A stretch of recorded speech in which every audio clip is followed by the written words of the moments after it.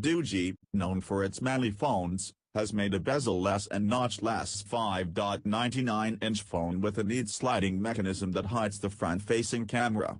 Unfortunately, it also hides the light sensor and speaker. The concept device was revealed for the first time in an unboxing video posted by Arun Maini, also known as YouTuber Mrwhosetheboss. Doogee's design is clever because it deftly solves the problem of needing a fat bezel or notch cut into the display in order to host the camera and sensors packed into the top of modern phones. It's reminiscent of the HTC 7 Surround, which used a slider to hide the device's forward-facing boombox speaker and rear kickstand. There is a tiny bezel that surrounds the screen, but the Mix 4 still has an impressive screen-to-body ratio of approximately 97%.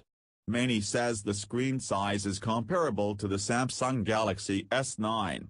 A fingerprint icon can be seen on the phone's screen, which suggests that the upcoming production device will ship with an in-display fingerprint scanner.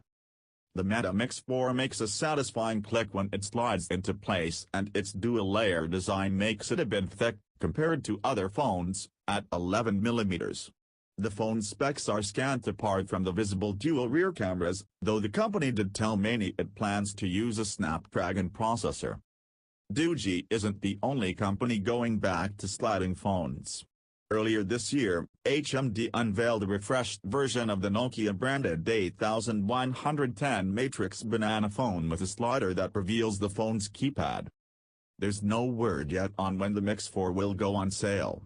Maini notes, however, that given Doogee's historical release schedule, it's likely the Mix 4 will be available in December, 6 months after the Mix 3 in June.